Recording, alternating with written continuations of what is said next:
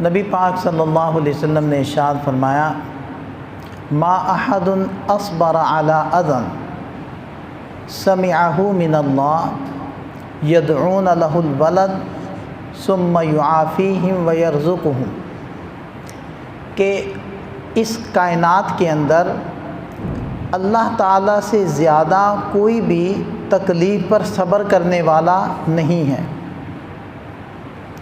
کہ لوگ اللہ کو تکلیف پہنچاتے ہیں، یدعون لہ الولد، کیا تکلیف پہنچاتے ہیں؟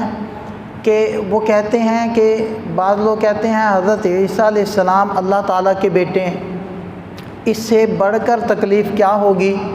جبکہ اللہ تعالیٰ ارشاد فرماتے ہیں لم یلد ولم یولد۔ اسی طرح بعض یہود، ان کے بعض قبائل، وہ یہ کہتے ہیں کہ حضرت عزیر علیہ السلام اللہ کے بیٹے ہیں۔ اسی طرح مشرکین وہ مختلف چیزوں کو، کوئی بتوں کو، کوئی درختوں کو، کوئی اور چیزوں کو اللہ تعالیٰ کا شریک قرار دیتے ہیں۔ شریک قرار دینا ذات میں بھی ہوتا ہے، صفات میں بھی ہوتا ہے۔ جب تم مؤثر مانو گے، مؤثر حقیقی، مؤثر ذاتی اللہ کی ذات کے علاوہ کسی بھی چیز کو، تو یہ شرک ہے۔ حالانکہ اللہ تعالیٰ نے ارشاد فرمایا وحدہ لا شریک لہ، وہ اکیلا ہے، ذات میں اکیلا ہے، صفات میں اکیلا ہے۔ تو یہ اللہ کو تکلیف پہنچانے والی بات ہے نا۔ پھر مشرکین مکہ وہ کہتے تھے کہ یہ فرشتے اللہ کی بیٹیاں ہیں، یہ بھی اللہ کو تکلیف پہنچانا ہے۔ تو آپ علیہ السلام نے ارشاد فرمایا کہ کائنات کے اندر سب سے زیادہ تکلیف پر صبر کرنے والی ذات وہ صرف اللہ کی ذات ہے، کہ سب سے زیادہ اللہ کو تکلیف پہنچائی جا رہی ہے۔ اور دیکھیں کہ دنیا کے اندر اگر 7 ارب کے قریب انسان ہیں تو ان میں سے اکثر کافر ہیں، اور جو 1 یا 1.25 ارب مسلمان ہیں ان میں سے بھی اکثر نافرمان ہیں۔ فرما بردار تو تھوڑے سے ہیں۔ تو یہ خود ان لوگوں کا، انسانوں کا طرز عمل، جن کو اللہ تعالیٰ نے مسجود الملائکہ بنایا، پیدا کر کے فرشتوں کو ان کے سامنے جھکایا، اشرف المخلوقات بنایا، اور ساری کائنات کی چیزیں انہی کی خدمت میں لگائیں۔ زمین جو اگا رہی ہے وہ انسانوں کے لیے اگا رہی ہے۔ اگر جانور گھاس چر رہے ہیں تو وہ بھی ہمارے لیے ہی، ان کا گھاس چرنا بھی ہمارے فائدے کے لیے۔ گھوڑے کا، گدھے کا، گائے کا، بیل کا، ان کا گھاس چرنا وہ ہمارے فائدے کے لیے۔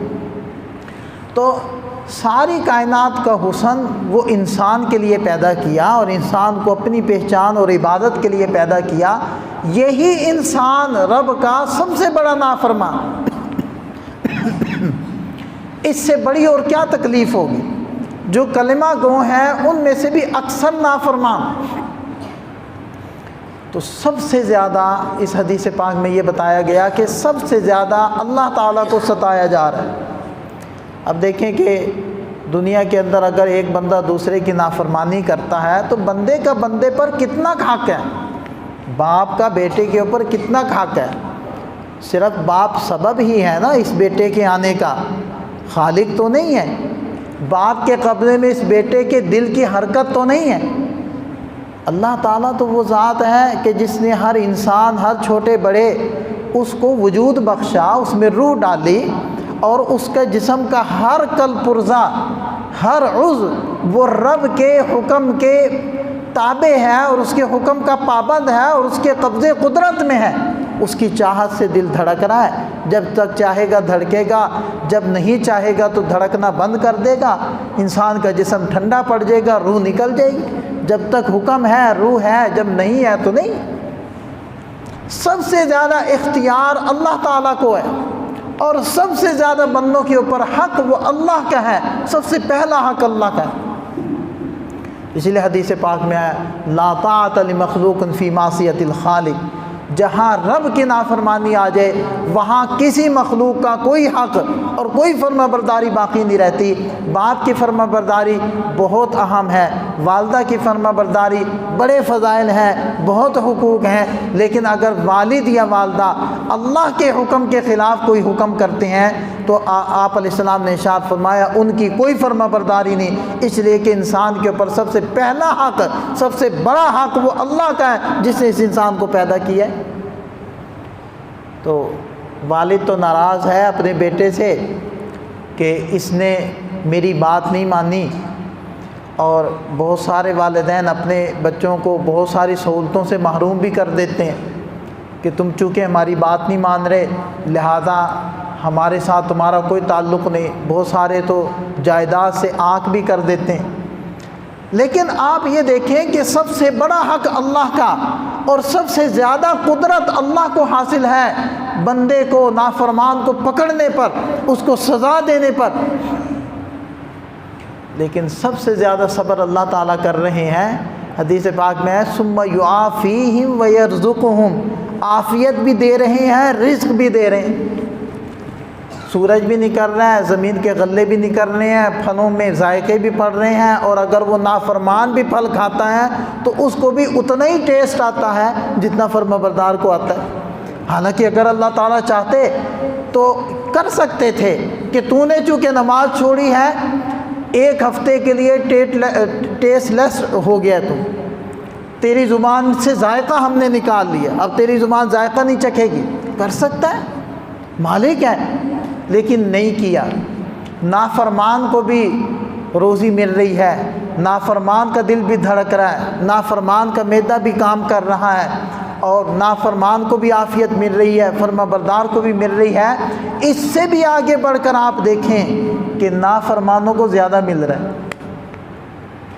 جو اللہ کو مانتے ہی نہیں، اللہ کی ماننا تو دور کی بات، ان کو بظاہر نعمتیں بھی زیادہ مل رہی ہیں، مال و دولت کے ڈھیر بھی ان کے لیے ہیں، دنیاوی ترقی اور نیک نامی بھی ان کے لیے ہے، اور وہ خوب عیاشیاں کر رہے ہیں، مزے کر رہے ہیں۔ اللہ تعالیٰ ان سے رزق نہیں ہٹا رہے اور وہ عافیت ختم نہیں کر رہے۔ تو یہ اس حدیث پاک میں یہ سمجھایا جا رہا ہے کہ سب سے بڑے صابر وہ اللہ ہیں، اور حدیث میں ہی ہمیں ایک حکم دیا گیا تخلقوا باخلاق اللہ، اللہ کے اخلاق اپناؤ۔ تو اللہ کے اخلاق میں سے ایک خلق ہمیں یہ بتایا گیا کہ اللہ تعالیٰ سب سے زیادہ صبر کرنے والے ہیں، تو ہمیں بھی گویا کہ یہ ہدایت دی گئی ہے کہ تم بھی صبر کرنا سیکھو۔ کہ صبر کیا چیز ہوتی؟ اپنے حقوق جب تلف ہوں تو ان کے اوپر صبر کرنا سیکھو۔ اور ہمارے استاد محترم ایک بات کہا کرتے تھے، وہ فرماتے تھے کہ تم اتنی بات کہہ دیا کرو جب کسی پر غصہ آئے کہ کوئی بات نہیں، بس یہ بات کہہ دو، یہ بات کہنے اور سوچنے سے تمہیں خود بخود صبر آ جائے گا، بھی جانے دو کوئی بات نہیں، یہ اس کا ظرف تھا، اس نے کر لی۔